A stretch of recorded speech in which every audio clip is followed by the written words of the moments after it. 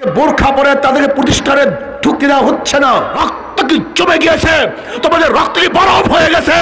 তুমি মুসলমান নাও, তোমরা কি মোহাম্মদ বিন কাসিমের উত্তরসূরি নাও, তোমরা কি ওমরের উত্তরসূরি নাও, তোমরা ওমরের উত্তরসূরি নাও। আমরা আন্দোলন করবো, সংগ্রাম করবো ইনশাআল্লাহ। আজকে ওলামায়ে কেরামদেরকে জেলখানার মধ্যে দীর্ঘ 11 মাস পর্যন্ত আবদ্ধ অবস্থা রাখা হয়েছে। চিটাং বইমেলায় আজকে ইসলামী বইকে নিষিদ্ধ করা হয়েছে। দুর্নীতিকে দমন করতে চায় না, বরং দুর্নীতিকে উৎসাহিত করতে চায়। এজন্য আমরা ভারতের দিকে অভিযান চালাবো ইনশাআল্লাহ। औरतों की हमारी आबरू हमारी इज्जत है, लेकिन आज কংগ্রেসকে দুষলেন অসমের মুখ্যমন্ত্রী। জাতিক আঙ্গিনাতেও কড়া নেড়েছে শিক্ষা প্রতিষ্ঠানে পোশাক বিতর্ক।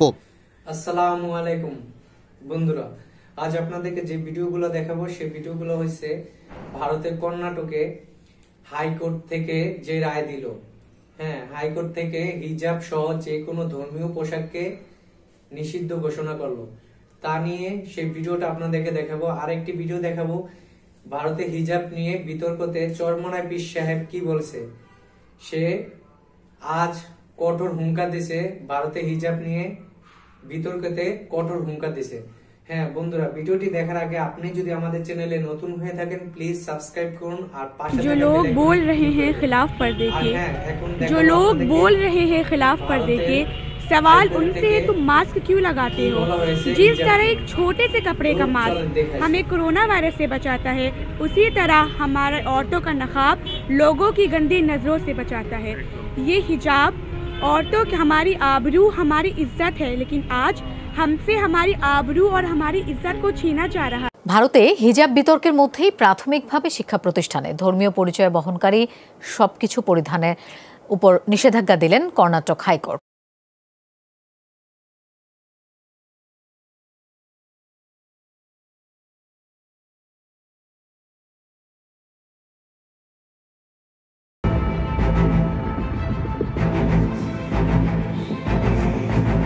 नरेंद्र मोदी बोलता है देश को विश्व गुरु बनना चाहिए, और ये लोग जाके क्या बोलता है मेरा बेटी को आप लोग हिजाब पहनो। নির্বাচনী রাজনীতিতে ঢুকে পড়েছে হিজাব বিতর্ক। উত্তরাখণ্ডে অসমের মুখ্যমন্ত্রী। আন্তর্জাতিক আঙ্গিনাতেও কড়া নেড়েছে শিক্ষা প্রতিষ্ঠানে পোশাক বিতর্ক। হিজাব বিতর্কে হিন্দুত্ববাদীদের নিন্দা করেছেন ফ্রান্সের ফুটবলার পল পোগবা। যদিও পোগবার নিজের দেশ ফ্রান্সে সংক্রান্ত নিষেধাজ্ঞা রয়েছে। ভারতে এমন বিতর্ক দানা বাঁধলে পাকিস্তান কি নাক না গলিয়ে থাকতে পারে? দেশ দেউলিয়া, দেশবাসী আধপেটা খেয়ে বেঁচে রয়েছেন। কিন্তু ইমরান খানের সরকার হিজাব বিতর্কে তেড়ে ফুরে উঠেছে। ভারতীয় হাই কমিশনারকে ডেকে প্রতিবাদ জানিয়েছে পাক সরকার। 2014 के बाद जितने भी चुनाव, हर बार विपक्ष के कुछ दलों ने कुछ नया प्रयोग करने का प्रयास किया, और हर उस प्रयोग में विदेशी ताकतें भी कूद पड़ती हैं। হিজাব বিতর্ক আর শুধু কর্ণাটকে সীমিত নেই। এই পরিস্থিতি নয়। সুপ্রিম কোর্টও মনে করে এই বিতর্ক বাড়তে দেওয়া উচিত নয়। অন্তর্বর্তী রায়ে শিক্ষা প্রতিষ্ঠানে ধর্মীয় পোশাক নিষিদ্ধ করেছে কর্ণাটক হাইকোর্ট। কর্ণাটক হাইকোর্টের বিরুদ্ধে সুপ্রিম কোর্টে আপিল করেন কর্ণাটকের এক ছাত্রী। প্রধান বিচারপতি এন.ভি. রামান্না বলেন এই বিতর্ক জাতীয় স্তরে টানা উচিত নয়। উপযুক্ত সময়ে ব্যবস্থা নেবে জানিয়েছেন বিচারপতি রামান্না। আদালতে হিজাব বিতর্কের মীমাংসা হতে এখনো দেরি রয়েছে। স্পর্শকাতর বিষয়ে সতর্ক থাকতে বলেছে বিচার বিভাগও। তবে ভোটের বাজারে হিজাব বিতর্ক হাতছাড়া করতে রাজি নয় কোনো পক্ষই। এখন আপনাদেরকে দেখাবো চরমনায় পীর সাহেব কি বলছে হিজাব নিয়ে, কঠোর হুঙ্কার দিয়েছেন। চরমনায় পীর সাহেব কি বলছে চলেন সেই ভিডিওটা দেখে আসি।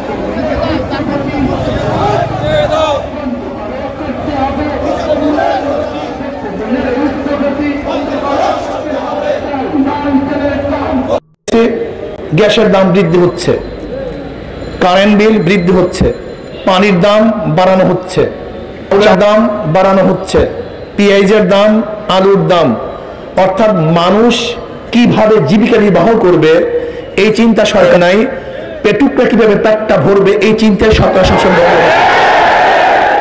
আপনি শুধু চাকরিজীবী নিয়ে চিন্তা করেন, এদেশের কয় পার্সেন্ট মানুষ চাকরি অবস্থা আছে, সাধারণ মানুষগুলি কি খাচ্ছে, কিভাবে চলবে?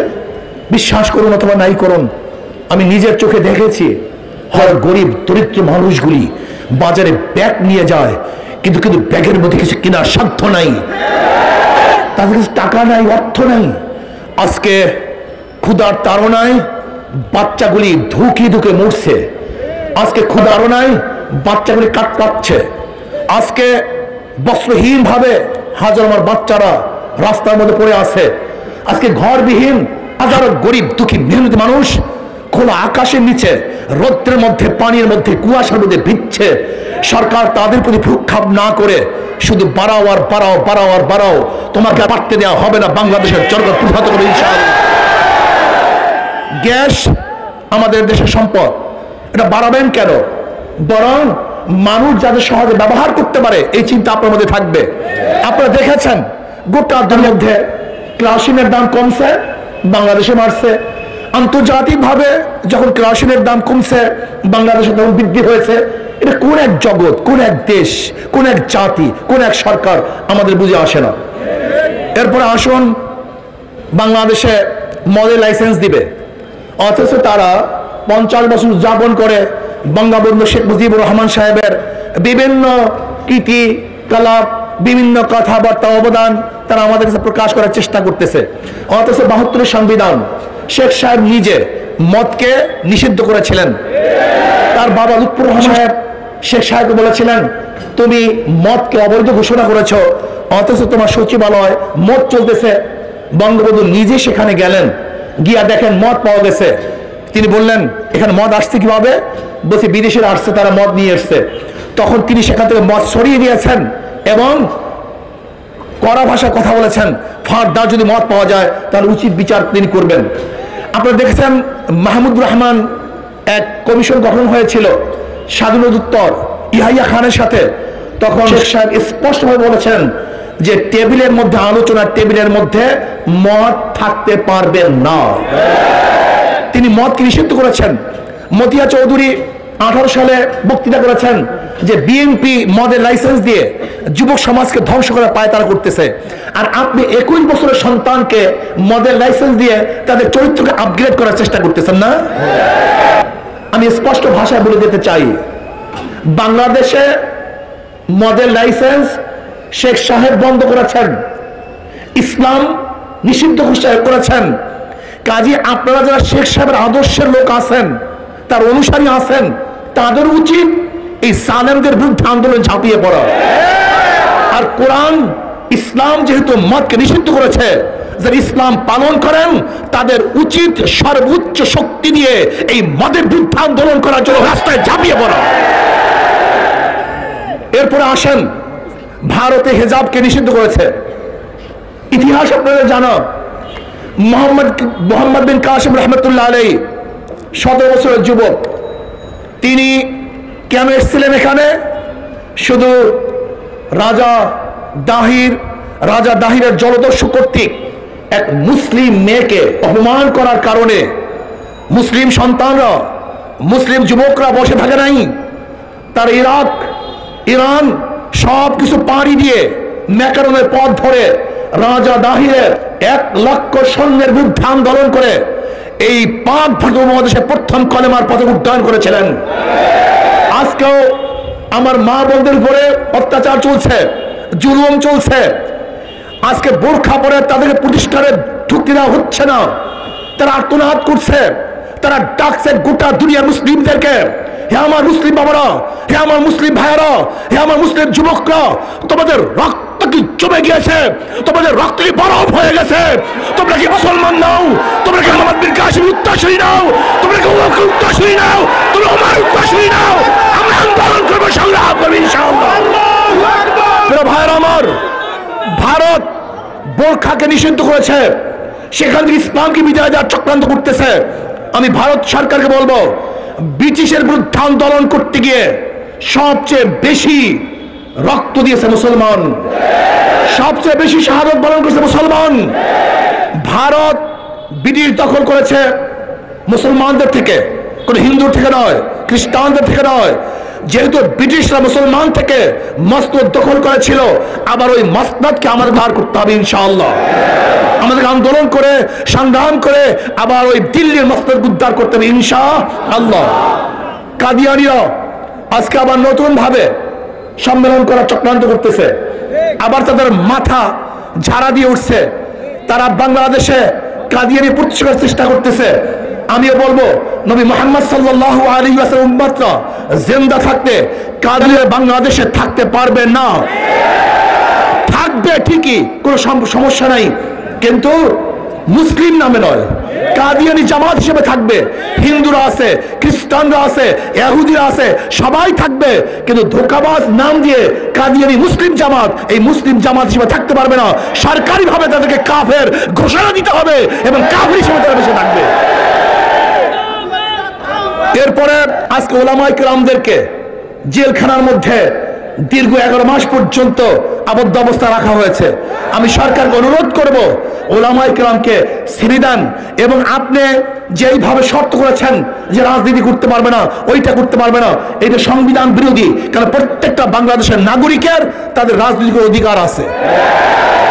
চিটাং বই মেলায় আজকে ইসলামী বইকে নিষিদ্ধ করা হয়েছে, সেখানে ইসলামী বই থাকতে পারে না। 92% মুসলমানদের দেশে আজকে ইসলামিক বই থাকতে পারবে না, এটা সহ্য করা যায় না।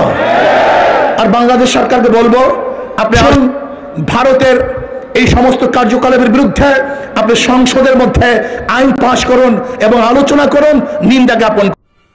হ্যাঁ বন্ধুরা, ভিডিওটি যদি আপনাদের ভালো লেগে থাকে প্লিজ একটি লাইক করুন। হ্যাঁ, আপনি যদি আমাদের চ্যানেলে নতুন হয়ে থাকেন প্লিজ সাবস্ক্রাইব করে পাশে থাকা বেল আইকনটি ক্লিক করে দিন।